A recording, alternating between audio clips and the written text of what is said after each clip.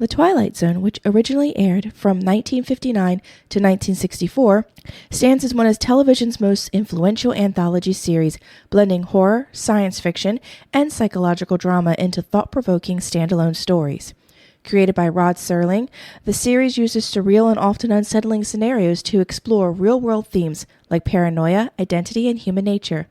While each episode presents a unique narrative, the show is unified by its signature twist endings and philosophical undertones, creating a timeless viewing experience that continues to shape modern horror and speculative storytelling.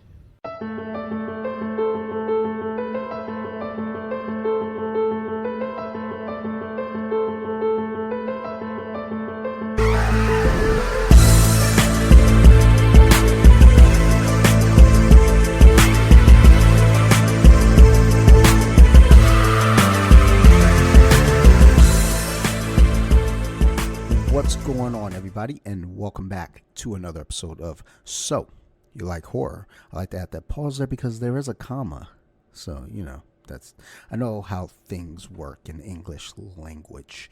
Even though I didn't do my English homework in school, just wasn't that guy, but I always passed the test, so I guess I was that guy. So anyhow, this week on the podcast, I'm going to be flying solo. I was meant to have a guest that appeared over on Off the Mats recently, a grappler who is actually a franchise owner in the Professional Grappling Federation, but I believe the league just ended and she may have just gotten back, but I didn't want to press her time, and then I'm also pressed for time, so we'll probably revisit this topic again, but in the meantime, it's just me. So that's what we're going to do. And for this episode, we're going to actually continue our theme of horror television, or I guess as it's been kind of dubbed by some, long form horror, or horror in long form, fear in long form, whatever it may be. But we're going to be talking about television shows for this theme. And this episode specifically, we're going to be talking about the original Twilight Zone TV series from 1959. So because it's an anthology series, and I believe it went over 5 or 6 seasons, this is going to be more of a discussing themes that took place in some of the more popular and well-known episodes, or at least, I don't know, whenever I Google, famous episodes and iconic episodes, I got different answers along all the different websites. So I also find that, I guess, folks today, specifically, I guess, Gen Z, I don't even like the generation talk, but whatever, you get it. Younger folks call everything iconic, and it's just, something basic. So I don't fucking know. But either way, let's just go ahead and get into the episode, as I have my notes here, and it says, what if the scariest thing in the world isn't a monster, but the truth about who we really are? Because when you think about the Twilight Zone, it doesn't hit you with jump scares or rely on gore. It doesn't really do any of that. It doesn't get crazy. It really kind of hits you in the feels. It doesn't even overwhelm you with spectacle. It lingers. It unsettles you. It makes you question things about people, about society, and about yourself even. So today, that's what we're going to do. We're going to step into the Twilight Zone and really kind of dig into what was scary about it, because that's just the thing. Some might say it wasn't scary. I think those folks that say that are younger and they're desensitized and they have all this other bullshit that we got going on in the world. So when you're dealing with all that stuff, hardly anything's going to scare you. But anyhow, as we kind of stroll through this episode and really take apart the Twilight Zone, what we're going to really uncover about the series and the show is, again, it's less about horror and it's more about philosophy, psychology, and in some ways it's a mirror. Like I said, earlier, we find out a lot about society and ourselves. So that's where that mirror part comes in. So for those of you who don't know, the Twilight Zone first aired on television, or as I like to say, television, in 1959, and it was created by Rod Serling. And I used to always say Sterling because I was a little kid and that's what I heard. But he was a writer who was frustrated with the limits of television at the time. You know, it's 1950s going into the 60s and everything's super sanitized and it just had to be a certain way. Back then, it was kind of trash, you know, by today's standards. It was safe, it was predictable, and just polished and clean. And Rod wanted to talk about real things. He wanted to talk about the world. He wanted to talk about racism, war, paranoia, power, the darker sides of human nature. So, you know, that's again a big core of everything that we deal with here in the series. But the problem was the networks, they didn't want that. Even back then, you know, they're on that bullshit. So instead of confronting those topics directly, he had to outsmart them. So he disguised a lot of those topics. You know, when you think about aliens, time travel, alternate realities, strange and surreal scenarios, and things like that. You know, there was a core underneath all of that. Very, very, very real human fears. And, you know, that's what makes the Twilight Zone so effective. Like, it doesn't just tell you a story. It says something. It says something about who you are. It says something about who we are as a society. So, no fucking gnats down here. I'm trying to kill these things. Sorry about that. I had to take a brief pause. A gnat flew right on the screen. I went to slap it. It was like those super gnats, too, because I be hitting the shit out of these things, and they don't be dying, so I don't know if they're gnats or not. This could be also part of the Twilight Zone. Maybe those bugs aren't really bugs. Maybe there's something else. Maybe they're cameras. Who fucking knows? But as I was saying, the question of the Twilight Zone and whether it's horror or not, some folks like to say that it's not. And I think horror and sci-fi tie very well together. So, you know, I would argue that it is horror, but not in a way that most people think.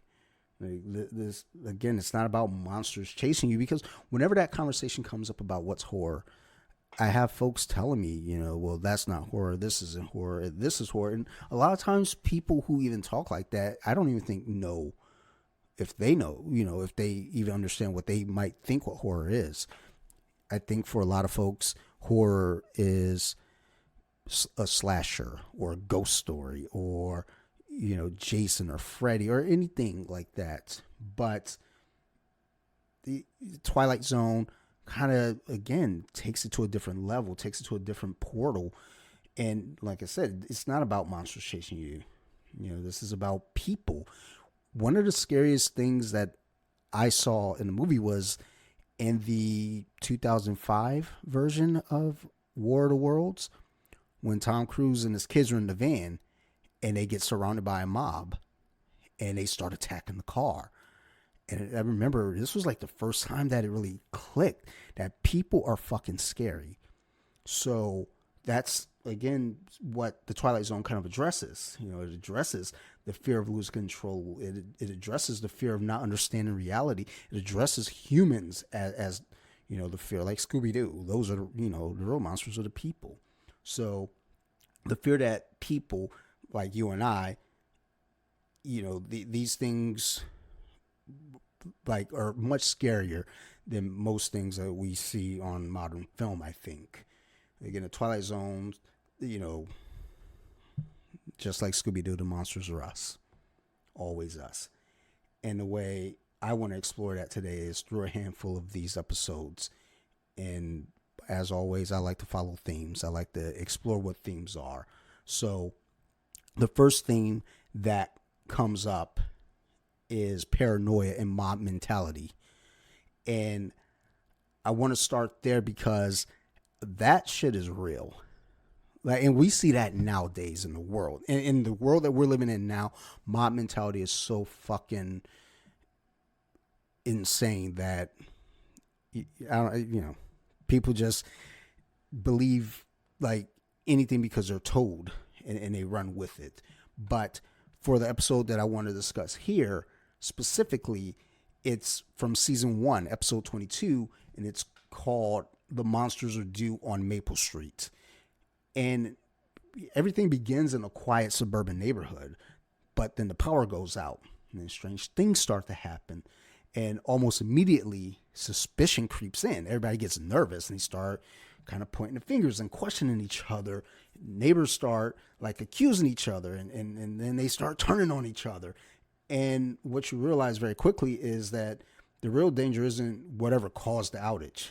It's how fast people break down, how quickly fear turned into blame, and how easily everyone started looking for an enemy. Like even if they had to create one, just, there's nothing in front of them, nothing tangible that was showing that, the power went out because of, and all these weird things were happening. And the fact is, it was the unknown. But us as people, we have to have something. We can't just accept the unknown. We have to have something tangible.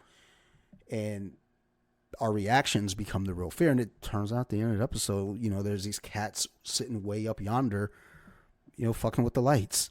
And they knew what they were doing. They knew they were controlling people. They knew they were getting people riled up. So, again, that big reflection of the mirror looking at us, seeing that we're the problem. Sometimes we are the problem. I also had a second episode that kind of plays in this theme as well. I saw a YouTube video by a gentleman. I can't remember the channel right now. He's here in Maryland. I only know that because he had on that hat that had the Maryland flag, and don't nobody be rocking that flag but people from Maryland. So, in fact, most folks that aren't in Maryland be like, ew, that flag sucks, but y'all suck. That Maryland flag is tight. But anyhow, this gentleman brought up an episode from season 3, episode 3, called The Shelter. And like, this episode kind of removes the layer of paranoia, and it puts in, well, the paranoia is still there, but it adds mystery to it. So, like, the episode starts out at a birthday party. One of the neighbors, it's his birthday, and it's late. They got cake, they laugh and they celebrate. They're comfortable. And then the radio interrupts. And so in the episode, it said, I believe aliens were coming down. But the two different sources I saw online said that it was a nuclear attack. Either way it goes, some bullshit was going down. There was about to be an attack. And suddenly everything changes.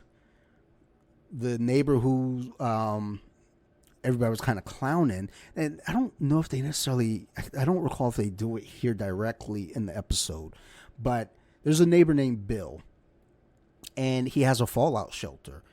And everyone, kind of, turned their nose up to it and made fun of them. Almost kind of like how preppers are today. You hear somebody's a prepper and we're like, oh, fuck, one of these loonies. But meanwhile, shit could get real. But anyhow, everyone mocked him for having his bomb shelter. But now that there's a threat on the horizon, or at least the thoughts of a threat, that shelter, like, it's important. And the neighbors don't even ask for help. Like, they're not, like, they, kind of show up. Bill is down there with his family. It's his wife and his son. It's a 10 by 10 room that in reality, by any real standards, it's just a room.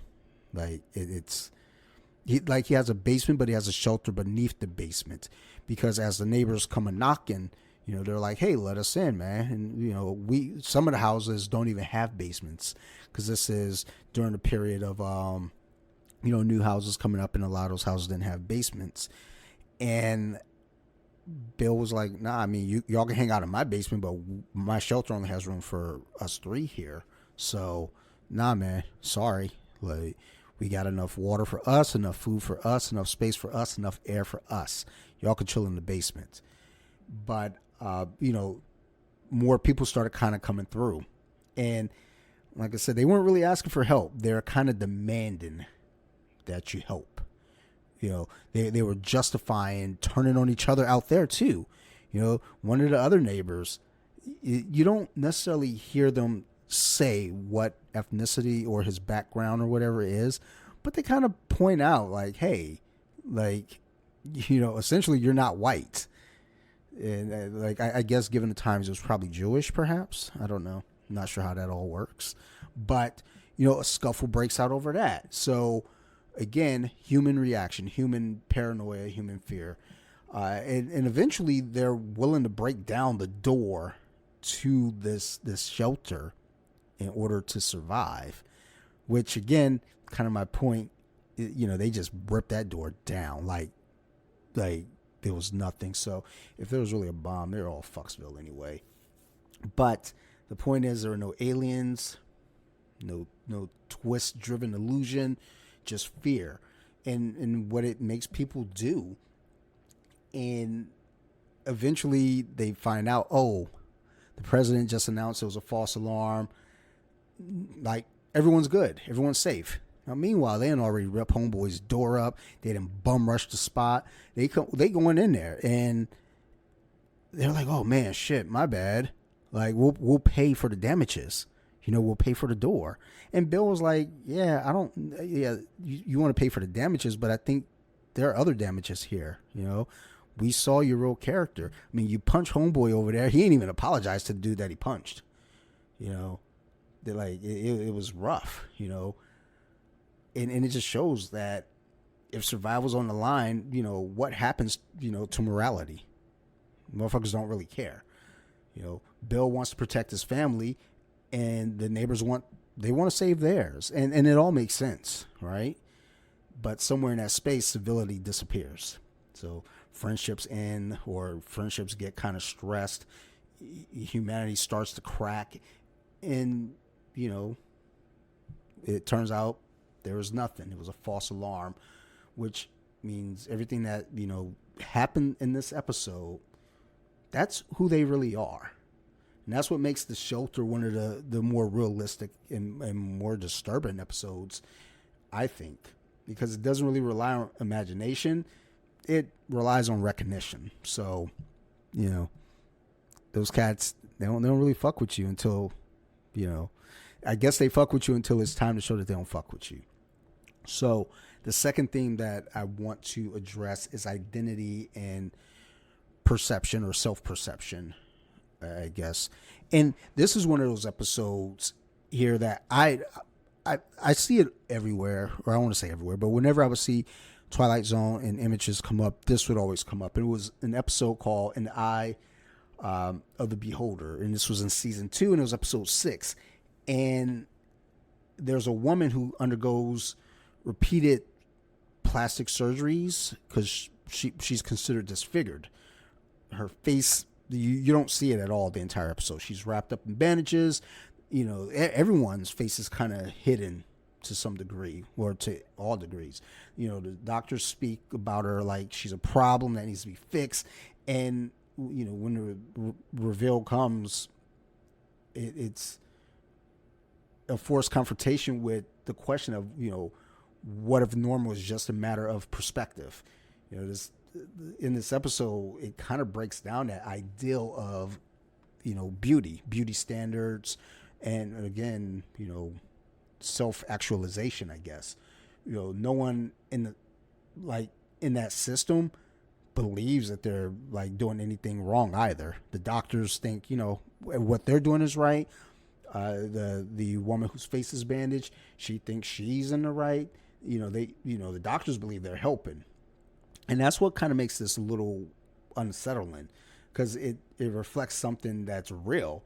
Like, society defines normal and punishes what doesn't fit.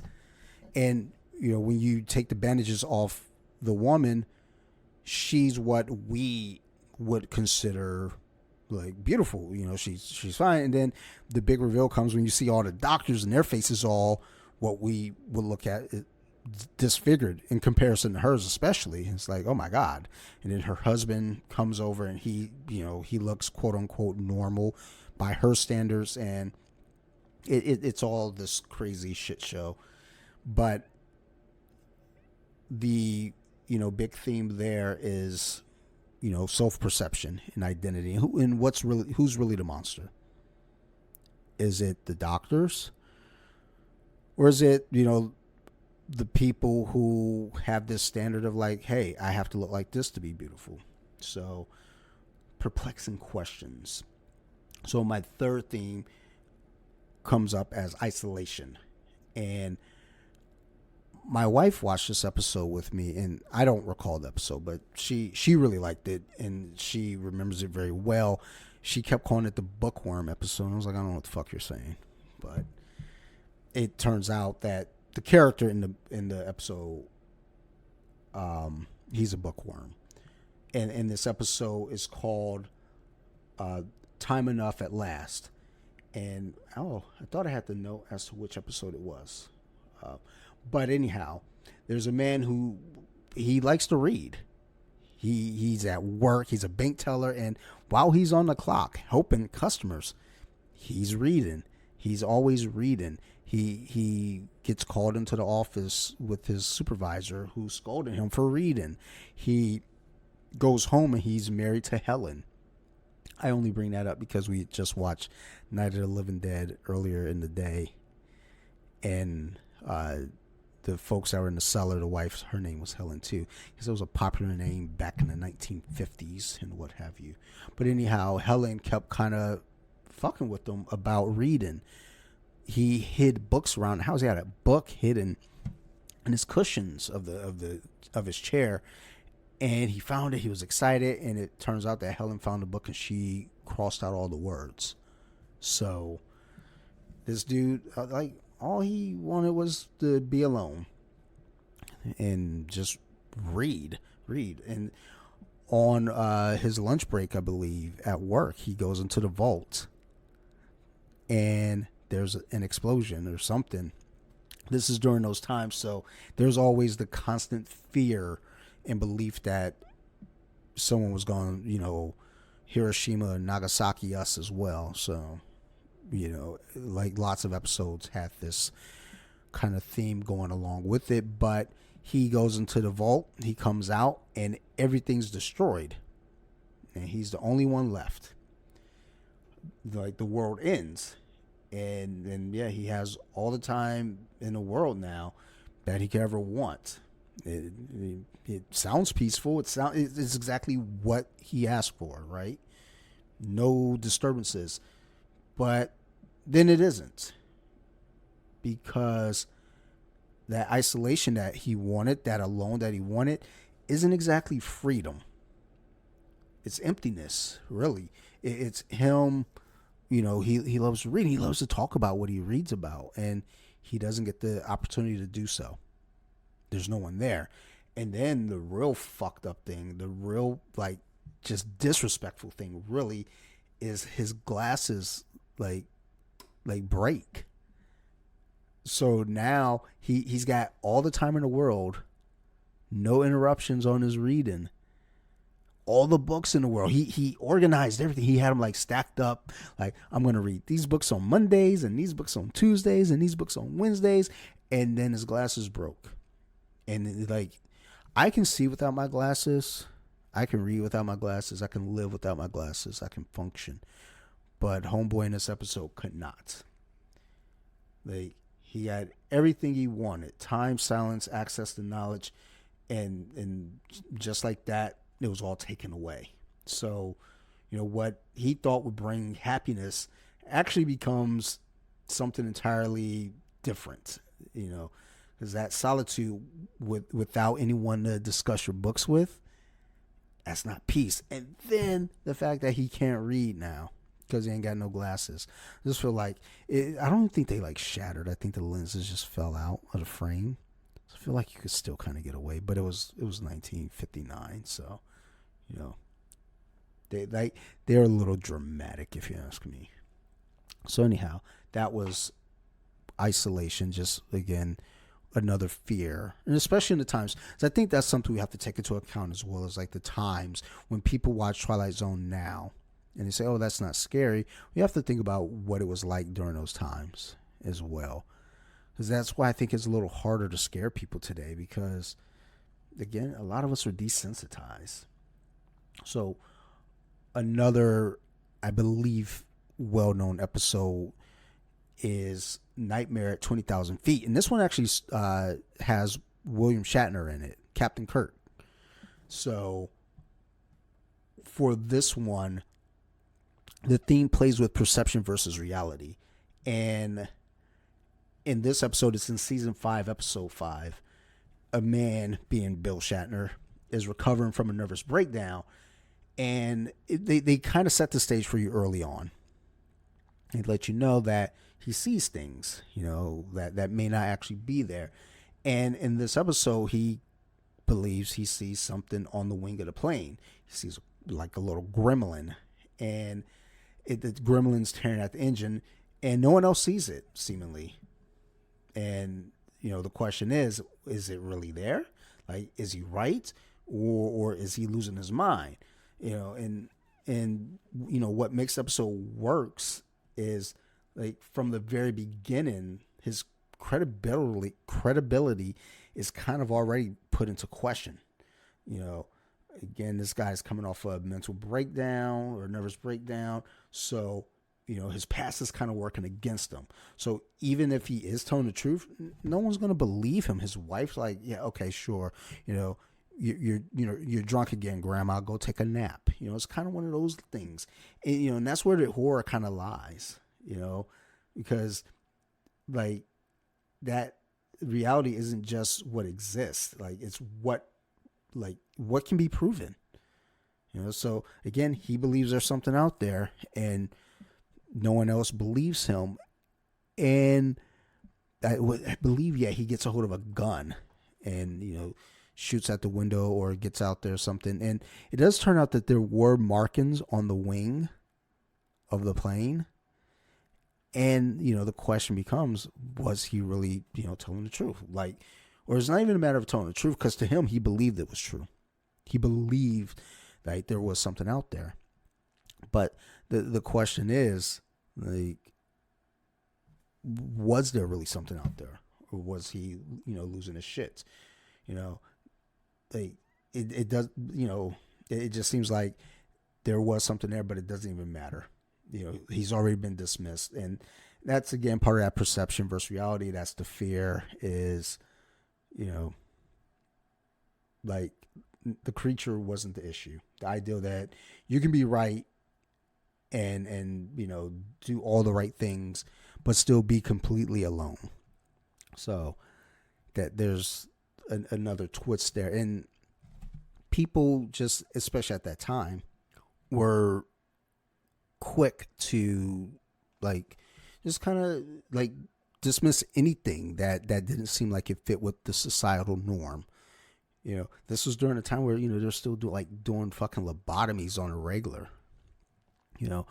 They were doing things that, by today's standards especially, was like, nah, let's investigate a little bit more. Back then, they're just like, oh, word.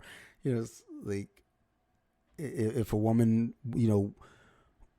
wasn't feeling right, it's just like, oh, she's just being dramatic, or, all these different little things. So, like, the 50s and the 60s was a wild ass time, and just people shows, they showed it. Like, one of the more consistent themes that took place across the series was irony. I mean, you kind of hear that with the bookworm. He wanted all that time, and ironically enough, he got it, but then it meant nothing in the end. But you got irony is a big thing, justice, consequences. It's just like, again, something that kind of spreads across. Now, in the 28th episode of the first season, there's an episode called A Nice Place to Visit. And a man wakes up in what seems like heaven. Everything he wants is what he gets. Power, money, control. But eventually he realizes something's not quite jiving with, all of this. Because, when there are no consequences, no struggle, no risk, something seems funky. And it turns out beforehand, this guy, he was a criminal. In fact, he was running from the police, I believe.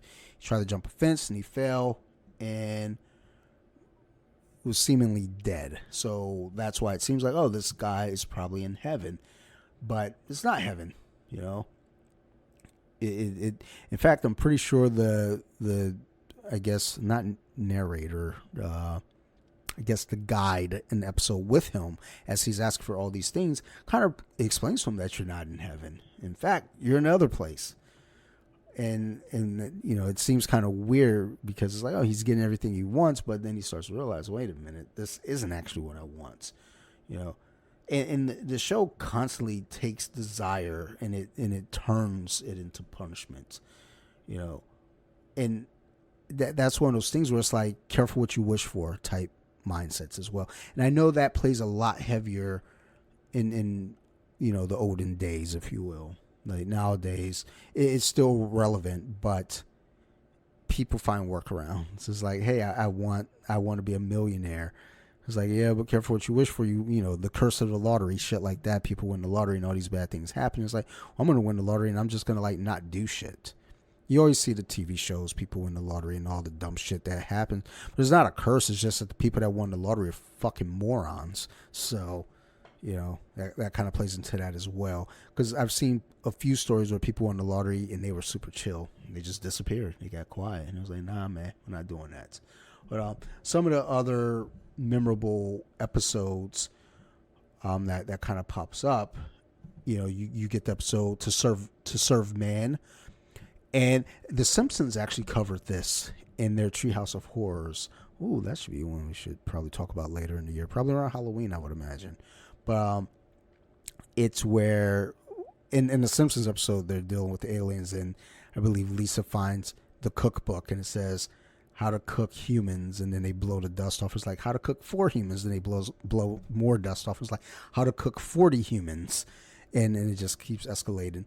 But that's kind of a similar thing here in To Serve Man. And in that episode, humanity completely misreads alien intentions. And I always feel like whenever we see a movie where we have this idea that the aliens are going to attack humans, oh, excuse me, hiccup there, attack humans and do all these nefarious things, and it's like, what's to make you think that they're going to want to destroy humans? And it's kind of like, that's again a reflection. Maybe it's because if humans went to another planet and found life, humans would probably fuck it up somehow, some way, or want to take over.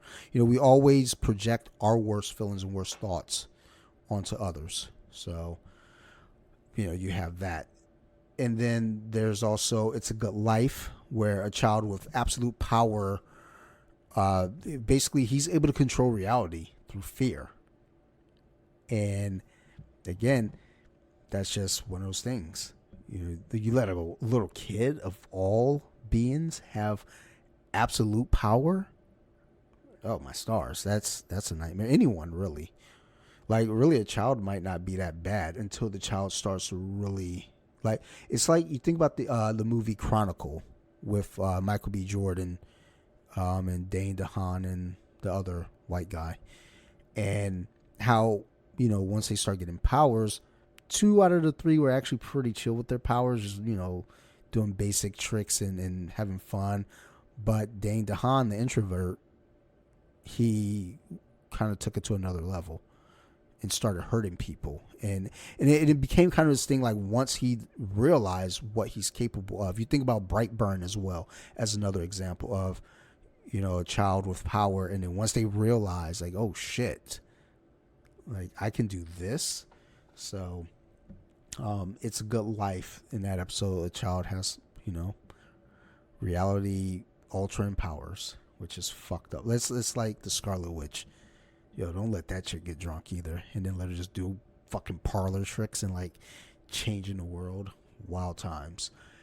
Another episode that we have is The Invaders, and this is a silent episode. There's been quite a few comics recently called Silent Issues, where there's the artwork but there's no dialogue taking place. So this is, you know, similar to that. This silent. Oh, I think I killed the gnat. It was on the microphone. I smacked the shit out of it because it was actually on my mouth. Fucking gross. But this is a silent episode that kind of turns that it takes perspective and flips it in a way that redefines everything that you're seeing on screen. So, again, just kind of fucking with parallel worlds and alternate realities and all these things. I think we need to get a Zevo down here, maybe. I mean, that was only one Nat, but still, where there's one, there's probably others. And then there's also the Living Doll episode, that has Kojak, Telly Savalas in it. And something as simple as a toy, can also fucking be genuinely unsettling. So, like, again, like, you think about stuff like Child's Play, Megan, stuff like that. And especially for its time, being in the 60s, this was, again, kind of ahead of its time, I guess, in some ways. And then, of course, The Shelter being the one that I really, really enjoy, because that's the one that really opened my eyes up, because that's relevant to today's fears and just mob mentality and people showing their true colors, I guess, at some other points. But, that episode belongs kind of in the memorable ones as well, but it's not because of a twist or anything, but it's just it's because of how real it actually feels, when people stop being polite and start getting real. I know some of y'all know that from the real world, so what's up now? So anyhow, the Twilight Zone kind of really, really, again, plays in that pool of not giving you monsters to fear, not giving you killers to fear, but really just kind of making you look at yourself and understanding, like, oh, we are the problem. So, that's what we got. Now, as it goes with legacy for the Twilight Zone, like, you can't really, like, you can't negate what the series has done. You got Black Mirror. Like, that, I mean, as soon as I saw Black Mirror, my first thought was, oh, that's just a modern day Twilight Zone with technology. I mean, there have been 2 remakes or attempts at, rebooting the Twilight Zone. And there's also the movie that, I mean, it was tragic because of the John Landis directed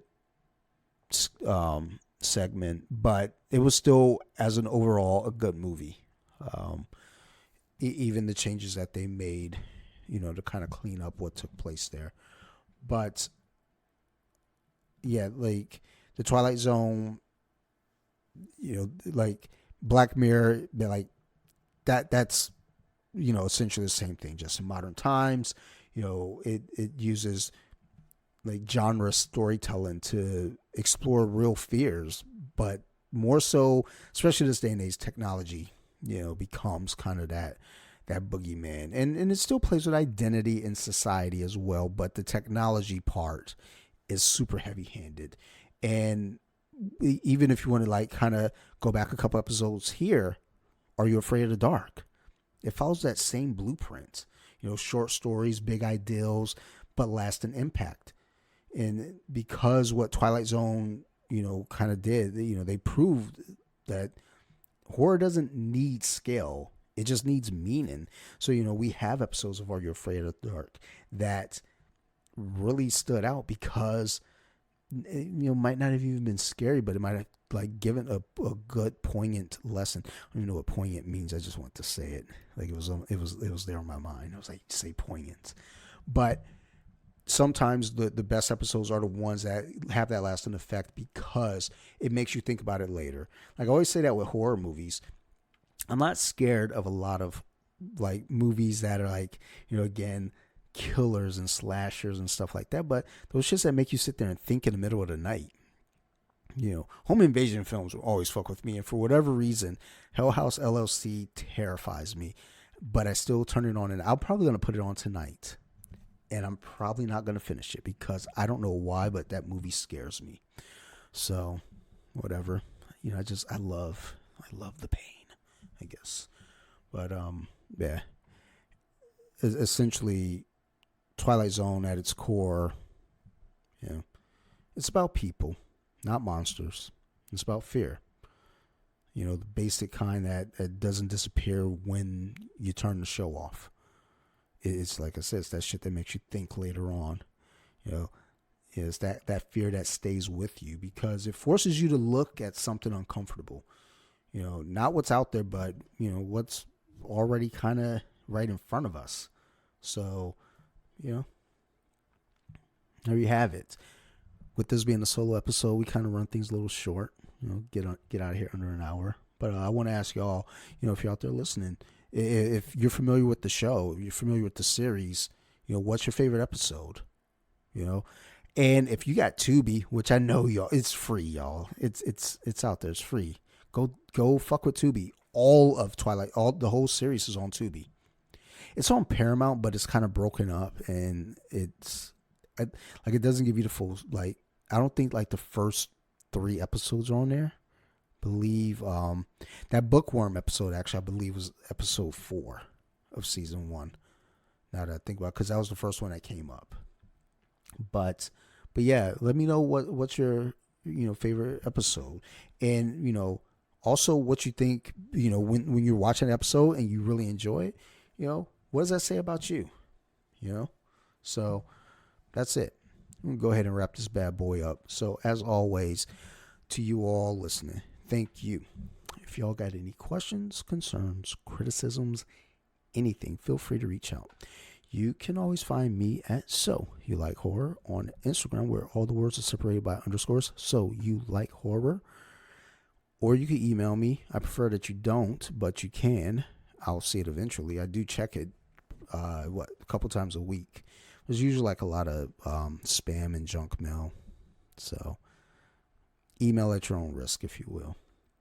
But yeah, if you got any ideas or you want to be a guest even, feel free to reach out and say, hey, man, I'd love to come on and talk about whatever topic or subject.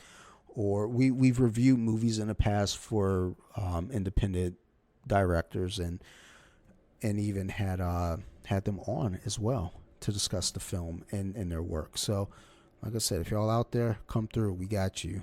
And I'm not quite sure what we're doing next episode. I believe we're going to be doing, as far as the theme goes, I believe next is going to be Scooby-Doo, Where Are You? That's going to be another family episode with Sarah Beth and Sophie. Probably coming out around her birthday or right after her birthday, I believe. And then for the in-between episode, I can't remember. I have a list. I just have to look at what's on that list. But either way it goes, thank you, everybody. We do appreciate you. And as always, you guys know what it is. You keep listening. We're going to definitely keep making these shows. Thank you, everybody, and goodbye. I think that's good for now. The end.